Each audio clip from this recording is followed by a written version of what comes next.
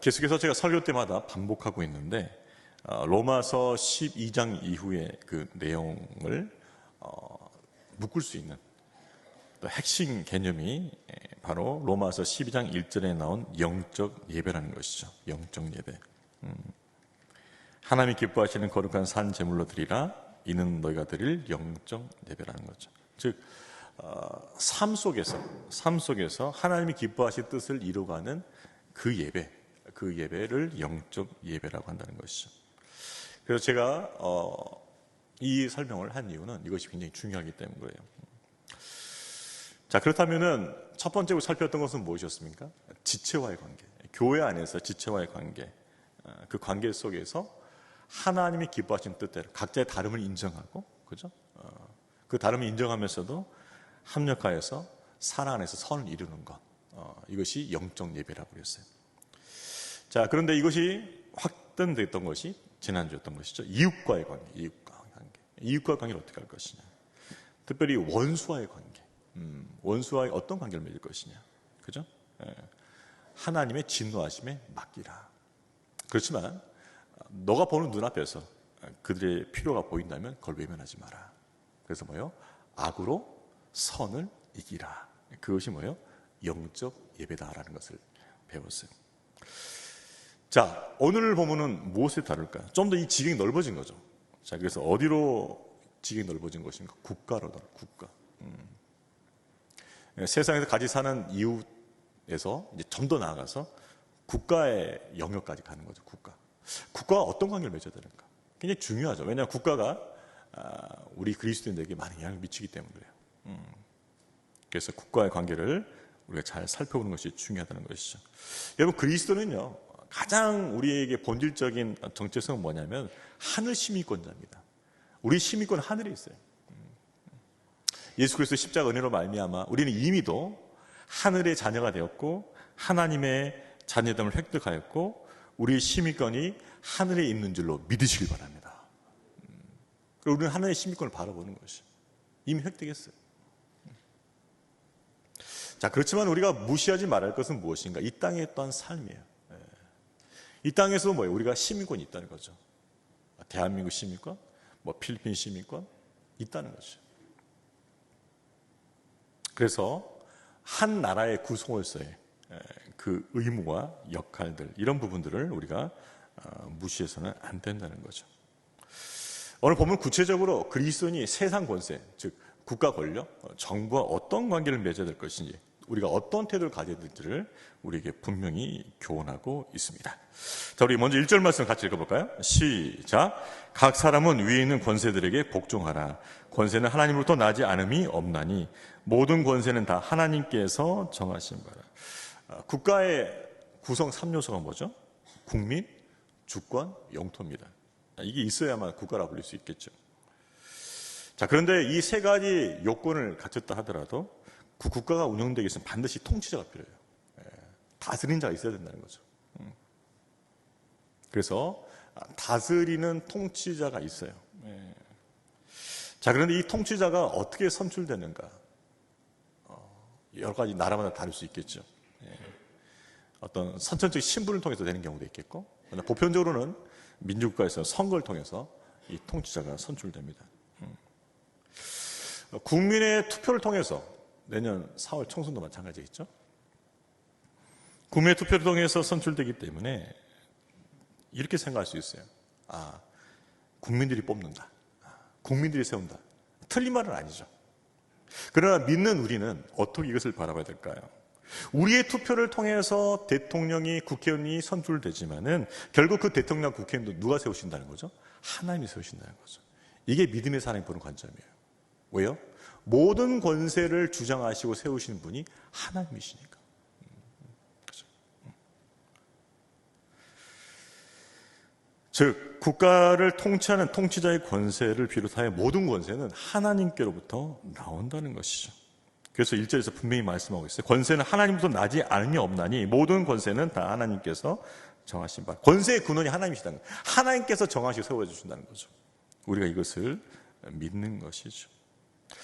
성경을 보게 되면은 많은 제국의 왕들이 갈리는 것들을 볼 수 있어요. 그때마다 하나님의 개입하심이 보여요. 제국이 멸망하고 흥하고 한 왕조가 무너지고 다음 왕조 생겨. 이 모든 이 과정 속에서 하나님이 개입하셨다는 것이죠. 하나님은 직접적으로 통치하는 것 대신에 인간을 통치할 세워주셔서 국가와 나라를 경영하신다는 것이죠. 따라서 국가의 통치자는 스스로가 권세를 취한 것이 아니라 하나님께 주셨다는 것을 절대 잊으면 안 됩니다. 하나님께서 내게 권세를 주셨구나. 이건 국가 통치자뿐만 아니에요. 교회에서 마찬가지입니다. 하나님께서 어떤 권세를 주셨고 직분을 주셨습니까? 이거 내가 취한 거지? 아니죠. 그렇게 생각하면 안 돼요. 하나님께 주신 걸 생각해야 돼요. 주셨다. 국가의 통치자는 하나님의 권세를 부여받고 국가를 통치하는 것입니다. 그래서 때로는 우리가 이렇게 볼 수 있어요. 통치자들이 그 자리에서 잘할 만큼 그만큼 인물됨과 능력을 꼭 가지지 않아요. 우리가 이걸 이해할 수 있어요. 좀 부족해 보인다. 또 안 맞아 보인다. 왜 그렇게 느낄 수 있잖아요. 그렇다고 해서 하나님께 세우지 않았다 볼 수가 없는 것이죠. 왜냐하면 하나님께서는 그만한 인물됨이 다 되고 또 그만한 능력을 다 갖출 때만 세우는 게 아니에요. 하나님의 주권적 뜻을 따라서 하나님께서 권세를 세워주신다는 거죠. 우리 자신을 정직히 본다면 그걸 알 수 있어요. 여러분, 내가 교사 정말 할 만한 그런 능력과 인물됨 다 가졌어요? 손들어 보세요, 교사들. 마음으로 딱 손들 수 있나요? 아니잖아요. 여전히 내가 성경 지식 부족해. 여전히 어떤 교육할 만한 그런 능력과 티칭이 부족할 수 있어요. 그럼에도 불구하고 하나님께서 여러분의 권세를 주신 거예요. 영혼들 맡겨주신 거라고. 만유의 주가 되시는 하나님께서 그들에게 권세를 허락하시기 때문에 가지게 되었다는 것이죠. 그래서 우리는 권세자를 바라볼 때 그들만 바라보는 것이 아니라 그들을 세우신 하나님을 바라보아야 될 줄로 믿습니다. 하나님께 세우셨다. 이것을 분명히 기억해야 돼요. 자, 그렇다면 모든 권세가 하나님께로부터 나온다는 것을 인정한다면 우리는 어떤 태도를 가져야 할 것인가? 자, 2절 말씀 계속 읽어볼까요? 시작. 그러므로 권세를 거스르는 자는 하나님의 명을 거스름이니 거스르는 자들은 심판을 자취하리라. 뭐야? 원칙적으로는 모든 권세는 하나님께서 세워주셨기 때문에 그 권세에 복종하는 것이 맞다는 것이죠. 왜? 하나님께서 세워주셨기 때문이죠.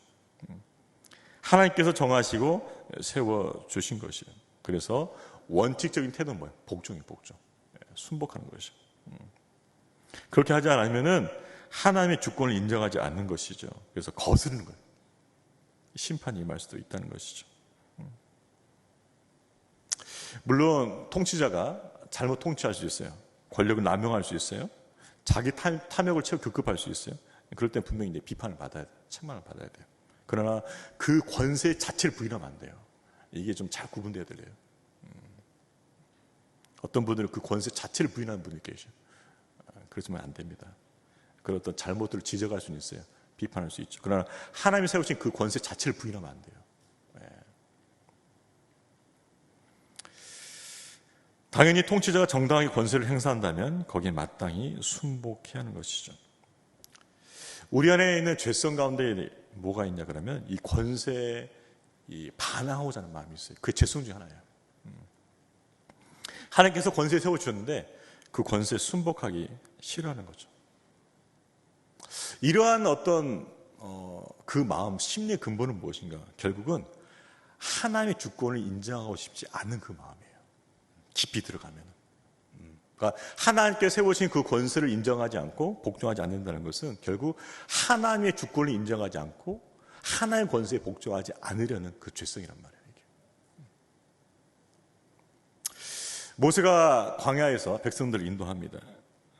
첫 번째 이 반기를 듣던 사람이 가장 가까웠던 모세의 누나 미리암이었어요. 미리암도 선지자거든요. 근데 모세가 너무 앞서가니까는 질투가 생긴 거죠. 모세, 너만 선지자냐? 우리도 하나님 임재 경험해. 하나님 음성 들을 수 있어. 너무 잘난 체하지 마. 대들었단 말이에요. 모세는 겸손했어요. 기도해요. 결국 하나님께서 미리암을 치시죠. 일주일 동안 문두병이나 나병이 나가지고 집 밖에 있었게 돼요. 더 큰 반역이 일어났었죠. 레위였던 고라 일당이 또 모세를 거역했어요. 무리를 선동해서 모세를 거역했죠.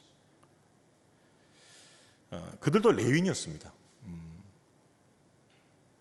하나님의 성막을 봉사하는 그룹들이에요. 그런데 불구하고 그 모세의 자리를 탐내고 싶은 거예요.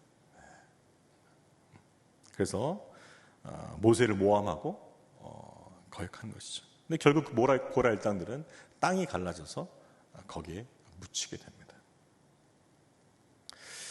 하나님께서 고라 일당에게 왜 이런 무서운 심판을 허락하셨는가? 그것은 바로 하나님을 거역한 것이기 때문이에요. 무리를 선동해서 하나님을 거역하는 그 자리로 무리를 이끌었기 때문에 심판을 받게 된 것이죠. 저와 여러분, 하나님께서 세워주신 그 권세에 대해서 거역하고 반항하고자 하는 우리의 그 악한 마음을 제어할 수 있기를 주의 이름으로 축원합니다. 여러분, 그게 생겨요. 생긴다고요. 그거는 구분해야 돼요. 리더의 어떤 그 잘못과 연약함에 대해서 우리가 생각하고 기도하고 적절하게 조언하고 추원할 수는 있겠죠. 그러나 그 권세 자체를 부인한 건 또 다른 문제예요. 후자로 가면 안 되는 거예요. 후자로 가면. 그럼 심판이 오게 돼 있어요. 지혜롭게 조언하고 기도하고 권면하고 이렇게 가야 되는 것이지, 그 권세 자체를 거부하게 되면은 하나님의 심판이 있다는 것을 우리는 기억해야 되는 것이죠. 아마 여러분들이 주변에서 많이 볼 수 있는 일이에요. 자, 그렇다면 하나님께서 통치를 세우신 목적은 무엇인가? 목적은 무엇인가? 자, 우리 3절 말씀 같이 읽겠습니다. 시작. 다스린 자들은 선한 일에 대하여 두려움이 되지 않고 악한 일에 대하여 되나니 내가 권세를 두려워하지 않는 자니나 선을 행하라. 그리하면 그에게 칭찬을 받으리라. 결국 하나님께서 통치자들, 대리자를 세우신 이유는 무엇인가? 그것은 선을 이루려고 하시는 것이죠. 통치자들이 선을 행할 뿐만 아니라 백성들이, 국민들이 선을 행할 수 있도록 하기 위해서 하나님께서 통치를 세워주신 거예요. 그래서 국가를 공동체로 봤을 때 그 공동체가 지도자부터 따르는 백성들까지 선을 행하는, 그것이 바로 이 통치자의 사명입니다. 그래서 바울은 로마 성도들에게 선을 행하라, 그리하면 칭찬을 받으리라고 얘기하고 있죠. 여러분, 그렇습니다. 성도는 단지 악행을 저지르지 않는 것, 그렇게 소극적 차원이 아니라는 것이죠. 국가의 구성원으로서 적극적으로 선을 행하는 것이에요. 국가의 유익을 위해 선을 행하는 것이에요. 국가가 잘 선을 행하는 것이에요. 그게 그리스도인의 삶이라는 것이죠. 나는 하늘 시민권자니까, 나는 천국 갈 거니까, 그래서 국가 일에 무관심하지 말라는 것이에요. 국가에게 선을 행하고 국가 유익이 되는 것을 하라는 것이에요. 그것이 그리스도인의 사명이라는 거죠. 서국적으로 악을 범하지 않는 정도, 처벌을 받지 않는 정도만 생각할 것이 아닌 것이야. 선행하라는 것이죠. 적극적으로. 그죠? 기업하신 분들은 기업을 잘해서 국가에게 도움이 되라는 것이죠. 구제하신 분들은 구제를 잘해서 국가에 도움이 되라는 것이죠. 적극적으로 하는 거죠. 적극적으로. 오히려 선을 행하는 것이 불법을 방지하는 수단이 될 수 있는 것이죠. 마치 자전거 페달을 계속 밟다 보면 넘어지지 않는 것처럼 선을 계속 하다 보면 악이 틈이 없어요. 악이 틈을 못 타. 계속 선을 행하기 때문에. 그래서 오히려 국가에서, 정부에서 통치자들이 그리스도인들은 참 잘하고 있다라는 칭찬을 들어야 된다는 것이죠. 이게 오늘 본문 말씀이에요. 어떤 보고서를 보니까는 한국의 사회 구제기관 70% 이상이 기독과 관련이 있더라고요. 잘 드러나지 않았지만은 70% 이상이 교회가 하고 있어요. 교회가 사회 구제를. 이건 정부 관련 보고서예요. 그러니까 우리가 많이 기여하고 있죠. 근데 다만 얼마 안 되는 이 교회에서 자꾸 사고를 치니까 언론에 보도되니까는 기독교인이 다 이렇게 이제 더 믿고 넘어가는 것이지 그렇지 않아요. 70% 이상이 그 사회 구제가 교회를 통해 이루어졌어요. 교회를 통해서. 우리 그리스도인들이 선을 행한다면 다스린 자들, 통치하는 자들을 두려울 필요가 없을 것입니다. 세상 권세를 두려워하는 자들은 의인이 아니라 악을 행한 자들이기 때문이죠. 저와 여러분은 국가를 위해서 또 국민을 위해서 더욱더 선을 행하기 힘쓰는 우리 모두가 되기를 주의 이름으로 축원합니다. 그러니까 국가가 잘 될 수 있도록 관심을 가져야 돼요. 기도해야 돼요. 지도를 위해서 기도해야 되고 함께 협력할 때 협력해야 돼요. 그것이 그리스도인의 모습이라는 것이죠. 자, 구체적으로 어떻게 할 것인가? 자, 4절과 5절 말씀도 같이 읽어볼까요? 시작. 그는 하나님의 사역자가 되어 내게 선을 베푸는 자리이나 그러나 내가 악을 행하거든 두려워하라. 그가 공의히 칼을 가지지 아니하였으니 곧 하나님의 사역자가 되어 악을 행하는 자에게 진노하심을 따라 보응하는 자니라. 그러므로 복종하지 아니할 수 없으니 진노 때문에 할 것이 아니라 양심을 따라 할 것이니라. 권세를 받은 자는 그 권세를 가지고 일을 진행하기 위해서, 집행하기 위해서 반드시 힘이 필요하죠. 국가 권력이 반드시 필요해요.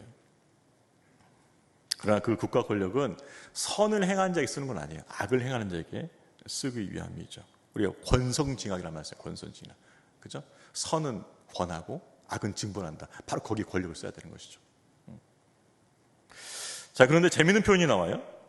비록 통치자가 믿지 않는 사람을 할지라도 하나님의 사역자가 될 수 있다는 것이에요. 믿지 않는 사람이에요. 그런데 오늘 4절 말씀 보면 뭐라 나와 있어요? 그는 하나님의 사역자가 되어, 반복돼요. 하나님의 사역자가 되어 이렇게 나와 있어요. 결국 이 땅의 통치자들은 하나님 쓰신 도구라는 거예요. 도구. 비록 믿음이 없어도 하나님께 그들을 통해서 하나님 일을 충분히 얼마든지 할 수 있다는 거죠. 여러분 성경을 보십시오. 느부갓네살과 그를 통해 하나님 하십니다. 여러분 이스라엘 백성이 포로 생활에서 벗어나서 어떻게 이스라엘 땅으로 다시 돌아갈 수 있었을까요? 왜요? 고레스 왕의 칙령, 왕의 명령을 선포한다고 했어요. 고레스가 감동이 되는 거예요. 하나님께서 고레스에게 감동을 주셨어요. 니네 땅에 포로 중에 유대인들이 있지. 그 유대인들 다 돌려보내야 돼요. 감동을 주신 거예요. 유대인들이 혁명을 일으킨 게 아니에요. 어떤 기득권층에 진입한 게 아니에요. 오직 고레스 그 한 사람을 감동시켜가지고 칙령을 내려서 이스라엘 백성들이 고고 다 돌아가요. 그때 역시 이 고레스 왕도 하나님의 종, 사역자라는 명칭을 받게 돼요. 그렇습니다. 하나님 믿지 않는 통치를 할지라도 하나님의 도구로 사용하신다는 거죠. 그래서 뭐예요? 그래서 나라를 위해서 기도해야 돼요. 지도를 기도하냐 바로 그것이에요. 그가 안 믿는다고 하더라도 그 사람을 주관할 수 있는 분이 하나님이시기 때문에 기도해야 되는 거예요. 그 사람. 하나님 그 사람을 주관해 주세요. 대통령을 주관해 주세요. 국회의원들을 주관해 주세요. 산부 요인들을 주관해 주세요. 기도하셔야 돼요. 왜? 그 기도 응답되니까. 그래서 디모데전서에서 뭐란 말씀이야? 높은 사람들을 위해서 기도하란 말이야. 기도하라. 왜? 그들도 하나님께 다스리시니까.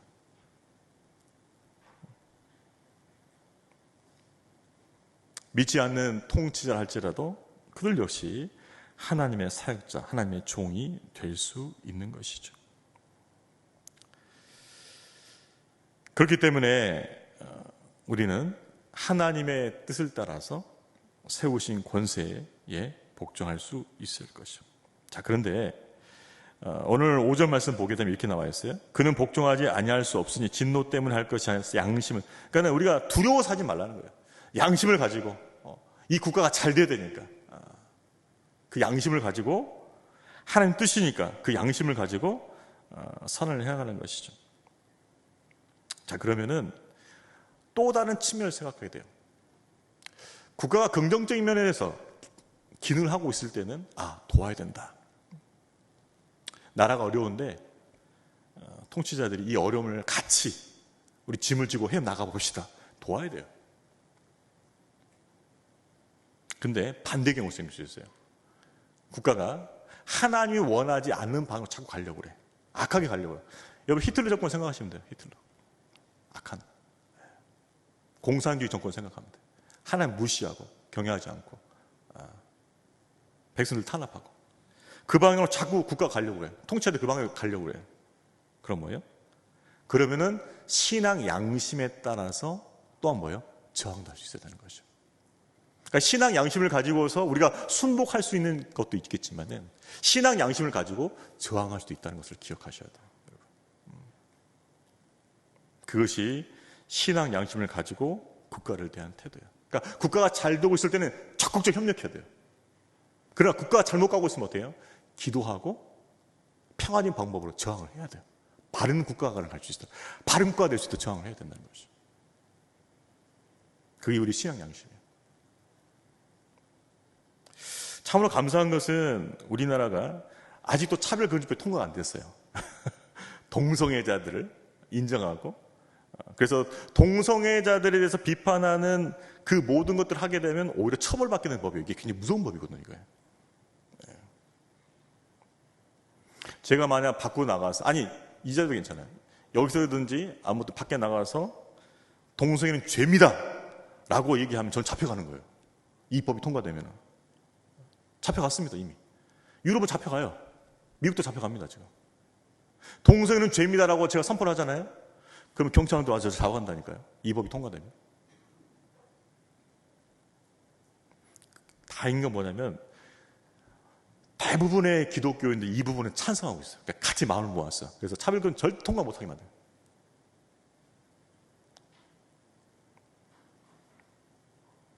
통과되면 큰일 나는 거예요. 통과되면 어떤 일이 벌어지게 되냐면 교회 안에서 동성애는 죄라는 그 설교가 줄어들 거예요. 그러면 어떻게 되겠습니까?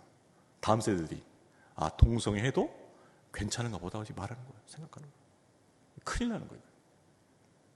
그래서 뭐예요? 이런 건 뭐예요? 저항해야 돼. 국회의원들 막 투서를 내가지고 절대 이거 하면 안 됩니다. 우리 기독교의 가르침과 신앙 양심에 어긋나는 법안이기 때문에 함께 힘을 모아서 통과하지 못하도록 저항을 해야 돼요. 그게 우리 신앙 양심인 거예요. 신앙 양심. 다행히 지금까지 막아냈어요. 앞으로 잘 막아내야 돼요. 잘 막아내야 돼요. 그러니까는 신앙 양심을 가지고 우리가 국가에 분명히 협력하기도 해야 되지만 국가가 기독교의 가르침과 신앙 양심이 어긋나는 봤을 때는 저항도 할 수 있어야 된다는 것이죠. 이것이 국가에 대한 우리의 태도라는 거예요. 자, 그러면서 구체적으로 이 신앙 양심에 따라서 어떻게 행할 것인가, 구체적으로 행할 선에 대해서 언급하고 있죠. 자, 우리 6절 말씀 읽겠습니다. 시작. 너희가 조세를 바치는 것도 이로 말미암음이라. 그들이 하나님의 일꾼이 되어 바로 이 일에 항상 힘쓰느니라. 여러분, 국가 운영되는 반드시 재정이 필요하죠.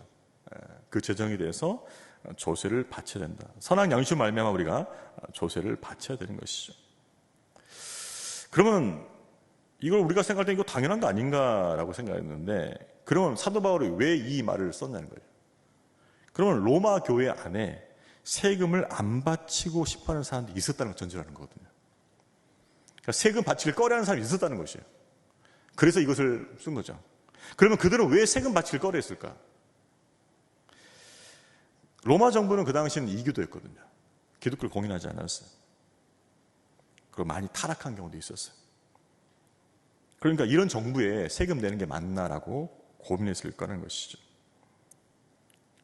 근데 내긴 냈어요. 왜냐? 안 내면 징벌이 있으니까, 제재가 있으니까.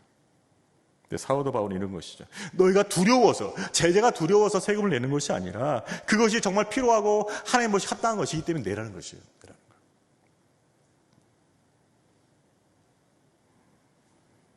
국가의 세금을 내는 것이 결코 양심에 꺼리끼는 게 아니라 마땅한 의무임을 교훈한 것이죠. 그래서 국가가 그 조세를 가지고서 국가를 유지할 수 있고 또 국내 복리를 추구할 수 있도록 하는 것이죠. 그래서 여러분, 세금의 의무를 우리가 충실히 이행해야 돼요. 이행해야 돼요. 억지로 되는 것이 아니라 이게 하나님 뜻이에요. 뜻. 성실히 납부해야 하는 것이죠. 자, 그러면서 이렇게 마지막 정리를 하고 있습니다. 우리 7절 말씀 읽을까요? 시작. 모든 자에게 줄 것을 주세. 조세를 받을 자에게 조세를 바치고 관세를 받을 자에게 관세를 바치고 두려워할 자를 두려워하며 존경할 자를 존경하라. 그러니까 조세를 받을 자에게 조세를 주라는 것이죠. 관세를 받을 자에게 관세를 바치라는 것이죠.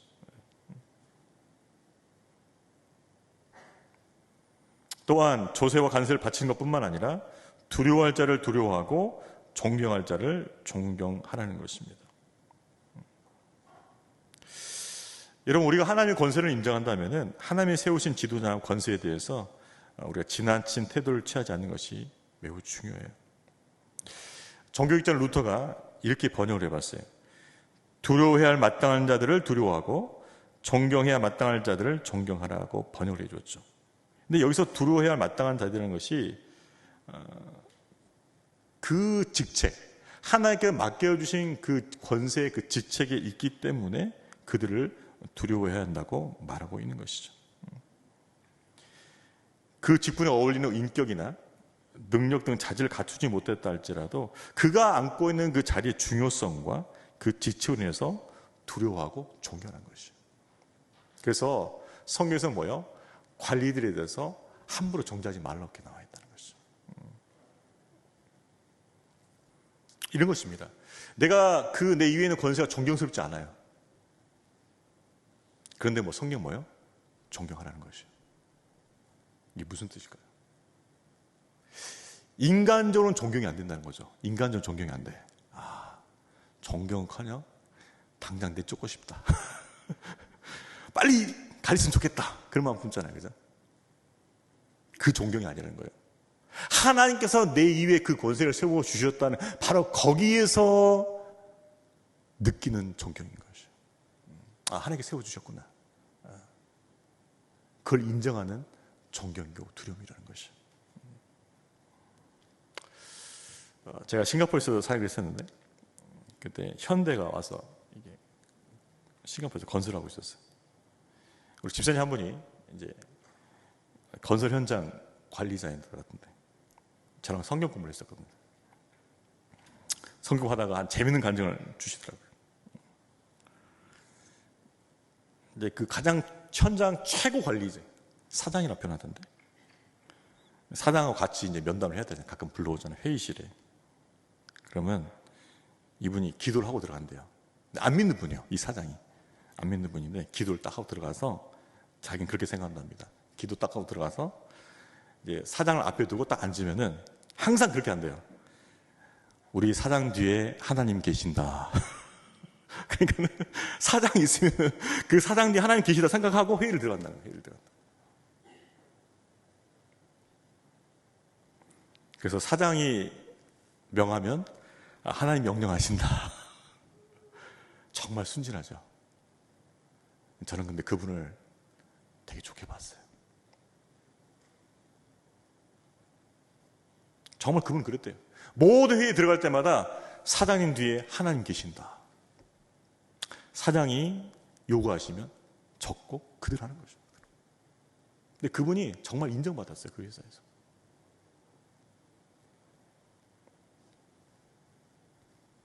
그 사장이 존경할 만한 분이 아니에요. 그럼에도 불구하고 하나님께서 이 기업의 사장으로 그분을 세워주셨다는 그 믿음이 있는 거예요. 이분이. 그 믿음이 있다. 그 믿음이.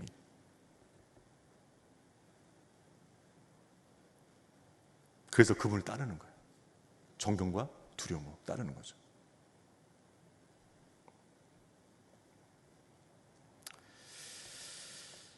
그러니까 여기서 말하는 두려움과 존경이라는 것은 그 권세에 대한 절대적인 어떤 두려움과 존경이 아니라 하나님께 세워진 질서를 지킨다는 의미에서 존경과 두려움인 거예요. 하나님께 세워진 그 권위와 질서를 지킨다는 그 의미에서의 존경과 두려움이란 말이에요. 이게 신앙의 성숙이라는 거예요. 내가 개인적으로 존경하고 싶으면 존경하고 존경 안 되면 난 존경 안 한다. 이게 아니라는 것이죠. 하나님께서 우리 공동체를 위해서 세워주신 권세자다. 리더다. 그 믿음으로 두려움과 존경을 갖는 것이죠. 이게 믿음이라는 것이죠.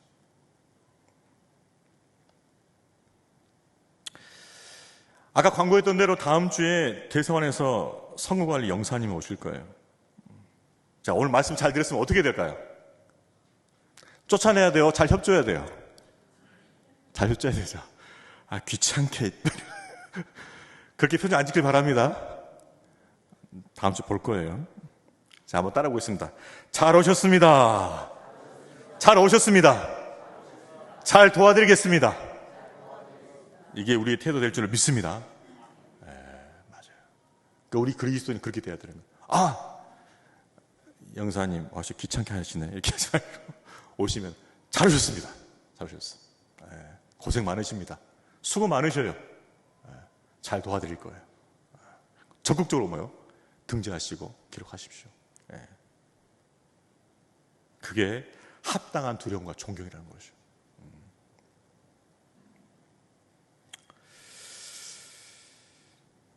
여러분, 그래요. 하나님께서 세워주신 그 권세에 대한 우리의 태도, 바로 그것이 우리 믿음을 드러내겠다. 말씀을 정리하겠습니다. 신앙의 아름다운 열매는 어떻게 맺어질까요? 여러분, 아름다운 열매가 맺어지려면 가장 좋은 게 뭔지 아세요? 뿌리예요, 뿌리. 뿌리가 잘 심겨져야 돼요. 뿌리가 좋아야 돼요. 뿌리가 좋아야만 가지도 좋고 열매도 좋은 것이죠.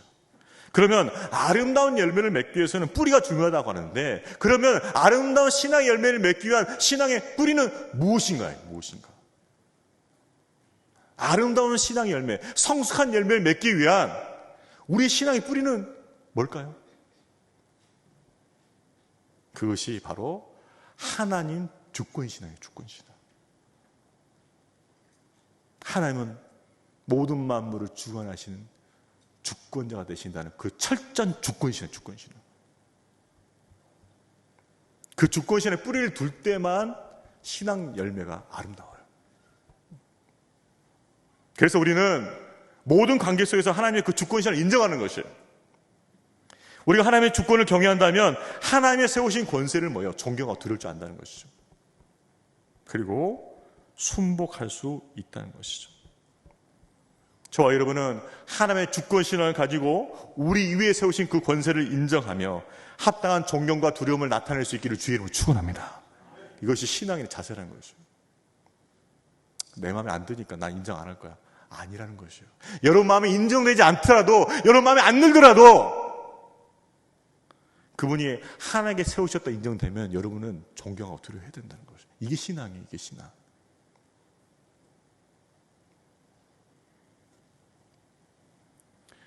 우리의 세워지신 권세들과 협력하여 선을 이루고 하나님의 뜻을 아름답게 이루어가는 성숙한 믿음의 성도 되시기를 주의 이름으로 축원합니다. 그 사람이 존경할 만해서 하는 것이 아니에요. 내가 경외하는 하나님께서 세워주셨기 때문에 내가 따르는 거죠. 가정에서 마찬가지입니다. 가정의 리더가 누구죠? 남편이죠. 남편이 정말 존경스럽습니까? 손들지 마세요. 소문납니다. 안 그런 게 많잖아. 그죠? 근데 왜 인정하는 거예요? 하나님께 이 가정의 리더로 권위자로 누굴 세우셨어요? 남편 세워주셨거든요. 그것 때문에 순종하는 거예요. 그것 때문에 남편 세워주는 거예요. 마찬가지예요. 교회 목사, 장로 다 존경할 만해요? 여러분 저 존경하지 않는다는 거 알고 있어요? 부정이 많잖아.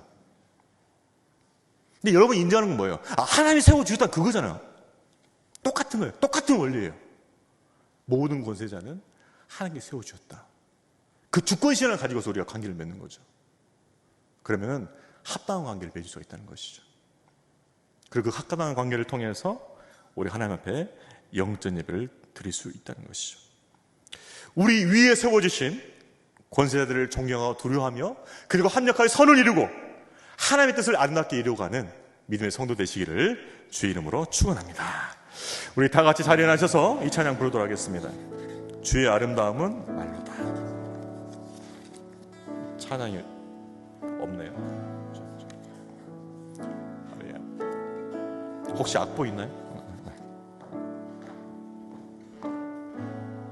여러분 그렇습니다. 우리가 우리의 권세뿐만 아니라 모든 관계 속에서 가져야 할 것은 하나님의 경외함이에요. 주권신앙이에요. 그 하나님을 경외함을 통해서 하나님께 세우신 권세에 순복할 수 있는 것이고 협력할 수 있는 것이죠. 하나님, 내가 하나님을 경외함을 통해서 하나님 세워진 권세에 순복하고 협력하고 하나님 뜻을 이루어갈 수 있도록 인도하여 주옵소서. 하나님을 경외하는 마음을 새롭게 하여 주옵소서. 이 마음을 담아서 이 찬양 부르겠습니다.